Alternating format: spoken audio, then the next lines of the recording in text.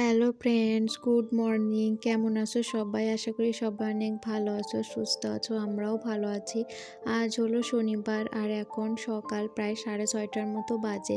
তো এখন থেকে তোমাদেরকে সাথে নিয়ে ব্লগটা শুরু করছি। আশা করি আজকের ব্লগটা তোমাদের ভালো লাগবে।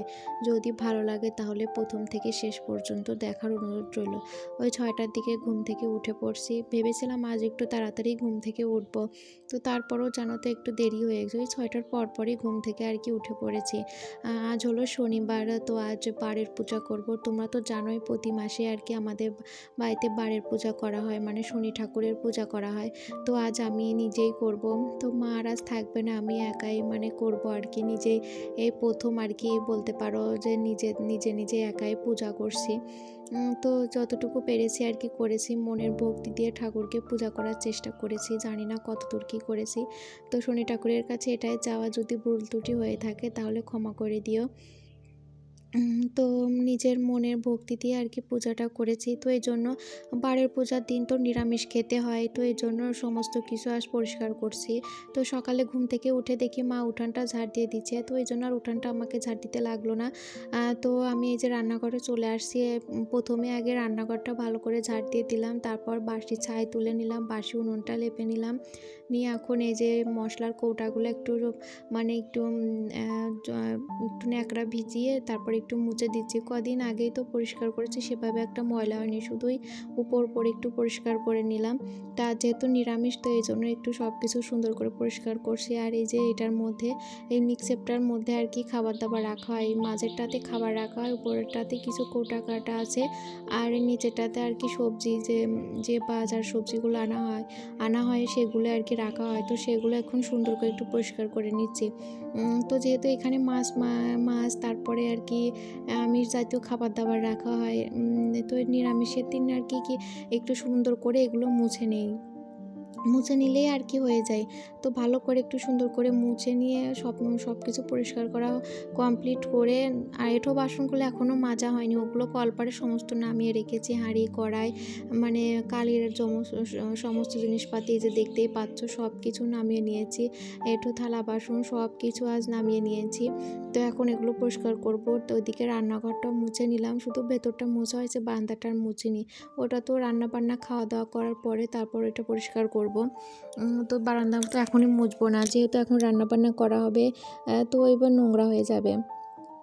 তো এটা পরেই মুছবে। এখন এই যে শুধু রান্নাঘরের ভেতরটা মুছে নিলাম আর টেবিলটা মুছে নিলাম, যেহেতু টেবিলে খাওয়া হয়েছে, তো এই জন্য আর কি এঁঠো জায়গা, তো এই জন্য টেবিলটা আর কি মুছে নিলাম। নিয়ে এখন এই যে থালা বাসনগুলো ধুয়ে নিচ্ছি। প্রথমে আগে থালা বাসনগুলো ধুয়ে নেব, তারপরে আর কি ওই যে হাঁড়ি কড়াই এগুলো মাজবো। আর ওইদিকে মা ভাত বসিয়ে দিচ্ছে। তো আরেকটা হাঁড়ি আর কি মাজা আছে, তো বললো ওইটাতেই রান্না করি, তুমি আস্তে ধীরে মাজো। তো বললাম ঠিক আছে। আজ অনেকটা সময় লেগে গিয়েছিলো, যেদিন আর কি এই যে সমস্ত কিছু মাজা হয় আর কি, সেই দিন অনেকটা টাইম লেগে যায়। যেহেতু এই যে কড়াই দেখতেই পাচ্ছ, প্রতিদিন তো আর কড়াই এভাবে মাজা হয় না, কারণ কি আমাদের তো আর রান্নাঘরে সেভাবে সিঙ্ক নেই যে সিঙ্কে প্রতিদিনের মানে কড়াই রান্নার পরে মেজে নেবো, ওইভাবে আর কি মাজা হয় না। তো রান্নার পরে ওইভাবে রেখে দেওয়া হয় 2-3 দিন পর আর কি। আর যেহেতু উনুনে রান্না কালি পড়ে, তো প্রতিদিন আর কি ওইভাবে মাজা হয় না। তো 2-3 দিন পর এভাবে একটু মাজা হয়। তো এভাবে ধুয়ে রাখা হয়, ধুয়ে তারপরে আবার রান্না করা হয়। তো 2-3 দিন পরই আর কি ভালো করে শিরিষ কাগজ আছে না, যে তো ওই শিরিষ কাগজ দিয়ে আর কি ঘষে ওই যে কড়াইটা আর কি সুন্দর করে পরিষ্কার করা হয়। তো আজ করব। তো যেহেতু নিরামিষ খাবো আমি, তো বা সবাই নিরামিষ খাবে না, শুধু আমি নিরামিষ খাবো। তারপরও যেহেতু একই জায়গায় সমস্ত কিছু, এই জন্য আর কি সবাই নিরামিষ খাবে আজ। তো থালা বাসনগুলো মেজে এখন এই যে থালা বাসনগুলো সুন্দর করে ধুয়ে নিচ্ছে। থালা বাসনগুলো ধুয়ে তারপরে হাঁড়ি কড়াই এগুলো মাজবো। Renuka kitchen with village blog ID থেকে দিদিভাই কমেন্ট করেছো, খুব সুন্দর লাগলো ভিডিওটা। তো থ্যাংক ইউ দিদিভাই সুন্দর একটা কমেন্ট করার জন্য। তারপর সোমা গাঙ্গুলি আইডি থেকে কমেন্ট করছো, খুব ভালো লাগলো। থ্যাংক ইউ সুন্দর কমেন্ট করার জন্য, তোমাদের অনেক ধন্যবাদ সুন্দর কমেন্ট করার জন্য। তো তোমরা আমাকে এত ভালোবাসা দিচ্ছে, এর জন্য তো অনেক অনেক ধন্যবাদ তোমাদেরকে। এভাবে আমার পাশে থাকবা, এভাবে পাশে থেকো, যাতে আরও দূর এগিয়ে যেতে পারি। তো তারপর সমস্ত বাসন মাজা কমপ্লিট, সব কিছু মেজে এখন যে কলপাটটা ভালো করে ধুয়ে নিচ্ছি। তো কলপারে তো অনেকটাই কালি হয়ে গেছে, যেহেতু হাঁড়ি কড়াই মাজা হয়েছে, উনুনে রান্না করা হয়, তো সেজন্যই আর কি কলপাটটা এখন সুন্দর করে ধুয়ে দিচ্ছি। কলপাটটা না ধুলে আর কি ভালো লাগে না দেখতে ভীষণ, আর অনেকটা জায়গায় জুড়ে যেহেতু আমাদের এই কলের পাটটা, এই জন্য আর কি না ধোয়া, মানে পরিষ্কার না থাকলে দেখতে ভালো লাগে না। কলপাট যদি পরিষ্কার না থাকে দেখবে সেইখানে কাজ করতে একদমই ভালো লাগে না। তো সুন্দর করে যে কলপাটটা এখন পরিষ্কার করে নিচ্ছি। সানজিদা লাইফস্টাইল থেকে কমেন্ট করেছো, পাশে আসি আরও এগিয়ে যাও। তো থ্যাংক ইউ দিদিভাই সুন্দর একটা কমেন্ট করার জন্য। এইভাবে আমার পাশে থেকেও প্রতিদিন এইভাবে আমার ভিডিওতে কমেন্ট করো, যাতে তোমাদের কমেন্টগুলো আমি প্রতিদিন পড়তে পারি। তোমাদের কমেন্টগুলো পড়তে কিন্তু আমার ভীষণই ভালো লাগে। আরও কমেন্ট করেছো মিস্টার মিসেস রয়। তো থ্যাংক ইউ সবাইকে সুন্দর সুন্দর কমেন্ট করার জন্য। তো তারপর থালা বাসনগুলো তো ধুয়ে রেখেই দিয়েছি ঘরে, দিয়ে তারপরে যে ফুল তুলতে চলে আসছি, ফুল তুলে নিয়েছি। তারপর মানে জবা ফুল বেশি পাইনি, কয়েকটা সাদা ফুল আর একটা হলুদ জবা ফুল পেয়েছি। তো তারপর তুলসী পাতা তুলে নিয়েছি, নিয়ে এখন যে দূর্বা তুলতে এসেছি। তো আমাদের বাড়ি থেকে একটু দূরেই মাঠ, মানে ওই 2-3 মিনিটের পথ আর কি। তো এখানে আসছি যে দূর্বা তুলতে, বাড়ির কাছে তো আর কি নেই মাঠ, বাড়ির একদম কাছাকাছি তো মাঠ নেই, ওই 2-3 মিনিটের পথ আর কি। তো এই যে দেখো দূর্বা তুলে নিলাম। তো আমার মাম্মাম সোনাও আসছে আমার সাথে ফুল তুলতে। তো তারপর এখন দূর্বা তুলে এখন এই যে গাঁদা ফুল তুলে নেব। অনেকগুলো গাঁদা ফুল তুলেছিলাম, গাঁদা ফুল অনেক তুলতে কিন্তু ভীষণ ভালো লাগে, মানে ঝুড়ি ভরে ফুল তুলে পুজো দিতে কিন্তু আমার এত ভালো লাগে কি বলবো। তো মন চায় যে প্রতিদিন অনেক অনেক ফুল তুলে ঠাকুরকে একদম ফুলে ফুলে ভরিয়ে দিই।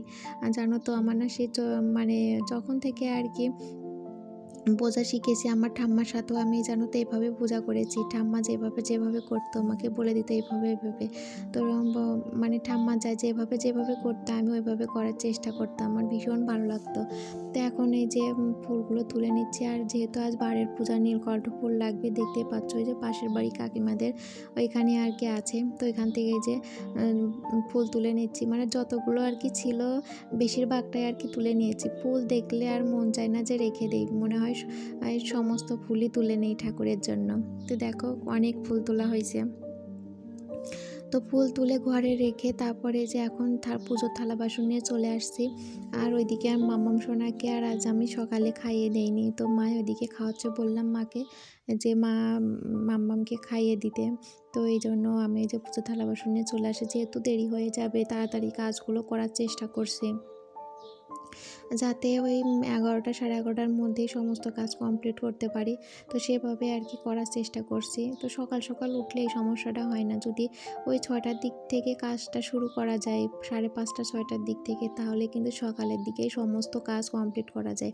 আর ছোট বাচ্চা থাকলেও জানো তো হয় না, সেই দেরি হয়ে যায় করতে করতে। ওই মাম্মামের পেছনে অনেকটা সময় চলে যায়। আর আমার মাম্মাম সোনা জানো তো ভীষণ দুষ্টু, মানে বাড়ির বাইরে চলে যায়। যেহেতু তোমরা তো জানোই যে আমাদের বাড়ি মানে ঘরের পেছনে আর কি রাস্তা, সবসময় গাড়ি যায়, বড় বড় গাড়ি, ভ্যান, সাইকেল, রিক্সা সমস্ত গাড়ি যায় আর কি। তো এই জন্য একটু ভয়ই লাগে, যে ছোট বাচ্চা, তো এই জন্য আর কি সবসময় চোখে চোখে দেখে দেখে রাখতে হয়। মানে বাড়িতে গেট আছে, মামা সোনা জানো তো গেট খুলতে পারে, গেট খুলেই চলে যায়।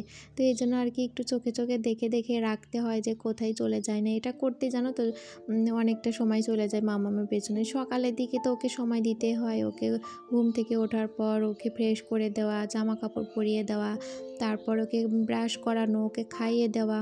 তো এটা করতে করতে প্রায় আমার 1 ঘন্টা 1.5 ঘন্টা মতো চলেই যায়। তো তারপর আমরা খাওয়া দাওয়া করা, তারপরে একটু থালা বাসন ধোয়া, রান্নাঘর পরিষ্কার করা, এগুলো করতে করতে আরও অনেকটা সময় চলে যায়। তো মাম্মাম সোনা যতক্ষণ ঘুমিয়ে থাকে তার আগে যদি এই কাজগুলো করে নিতে পারি তাহলে অনেকটাই সহজ হয়। তো তারপর থালা বাসন তো ধোয়া কমপ্লিট করে এখন এই যে সমস্ত বাসন ঠাকুর ঘরে উপর করে রাখছি। অনেক বাসন ধোয়া হয়েছে, কারণ ওই যে শিবরাত্রি করেছিলাম তখন তো বাসনগুলো লেগেছিল, বড় থাল গ্লাস তো অনেক কিছুই আর কি লেগেছিলো। তো সমস্ত কিছু আজ ভালো করে ধুয়ে নিলাম।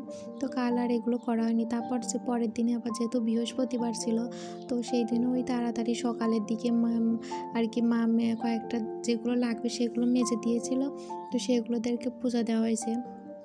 তো তারপরের দিনও আর কি ধোয়া হয়নি। তো আর সমস্ত বাসন বের করে ভালো করে ধুয়ে দিলাম, ধুয়ে উপর করে রেখে দিলাম। জলটা ঝরে যাবে, বাসনগুলো শুকিয়ে যাবে, প্রদীপে শুকিয়ে যাবে, যাতে আর কি পরিধরাতে সুবিধা হয়।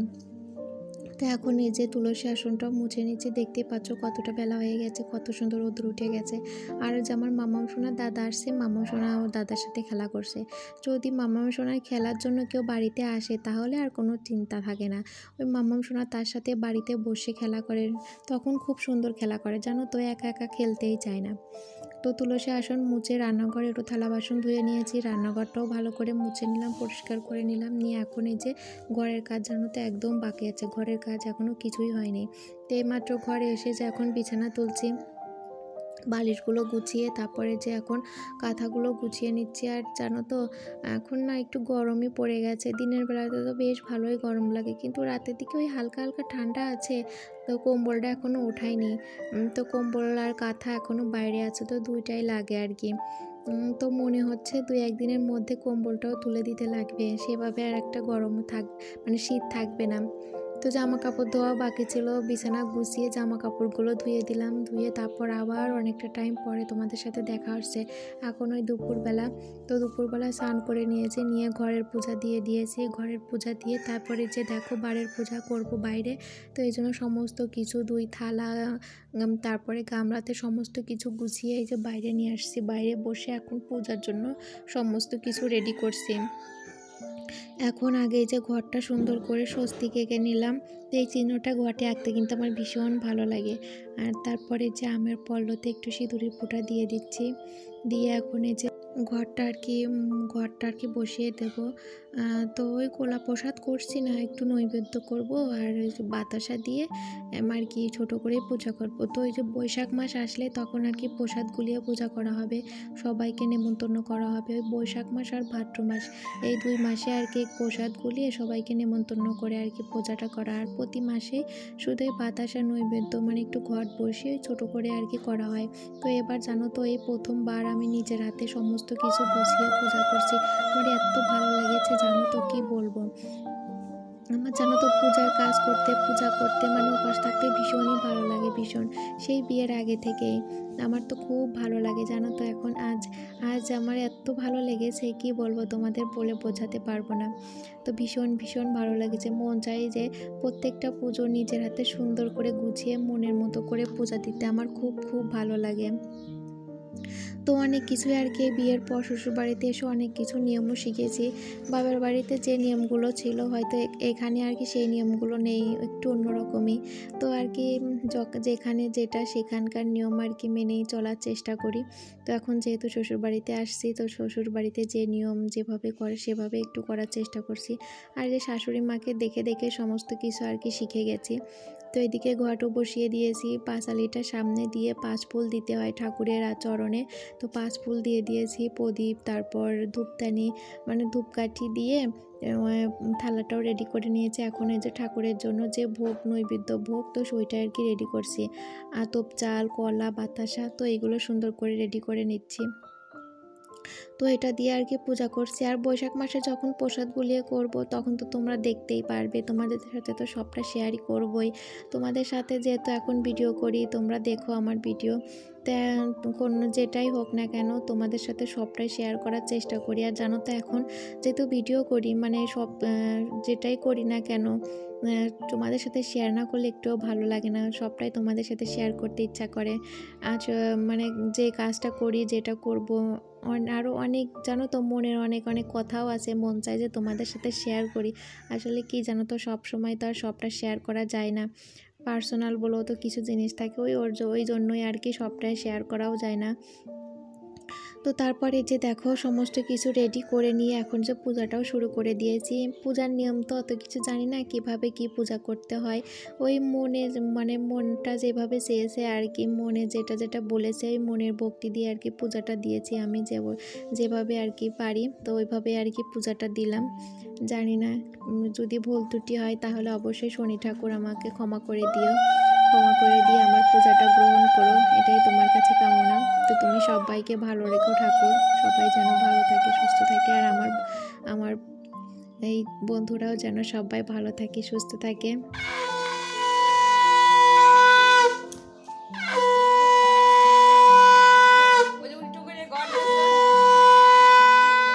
তো পূজা শেষ করে এখন এই যে ঠাকুরের কাছে নমো দিয়ে দিলাম, নমো দিয়ে তারপরে যে পাঁচালিটা এখন পড়বো।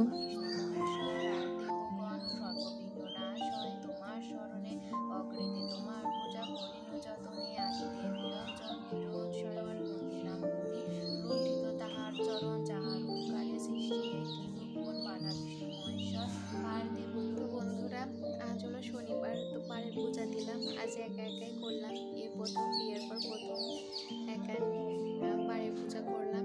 তো মার শরীরটা তো খারাপ, ওষুধ খেতে লাগবে, তো এই জন্য আর কি উপাস ছিল না, তো আমি একাই উপোস থেকে আজ এই প্রথম পুজো দিলাম। বিয়ের আগেও কখনো এভাবে একা একা আর কি পূজা দেওয়া হয় নাই, তো এই বিয়ের পর আর কি প্রথমবারের পূজা নিজের হাতে সমস্ত কিছু গুছিয়ে নিজের হাতে মনের মতো করে পূজা দিলাম। তো পূজা দেওয়া কমপ্লিট, তো এখন আর কি প্রসাদটা মাখাবো, মাখিয়ে সবাইকে দেব প্রসাদ। তো চলো, তো তারপর সবাইকে প্রসাদ দিয়ে সমস্ত কিছু গুছিয়ে ঘরে নিয়ে গিয়ে তারপর দুপুরে খাওয়া দাওয়া করবো। তো উপোস আছি, তো তোমরা দেখতে থাকো চলো। আর আমার মাম্মাম সোনাও ঘুমিয়ে আছে, এখন ওঠানি, মাম্মামের জন্য প্রসাদ লিখে দেবো। মাম্মাম সোনার নৈবেদ্য প্রসাদ খেতে ভীষণ পছন্দ করে।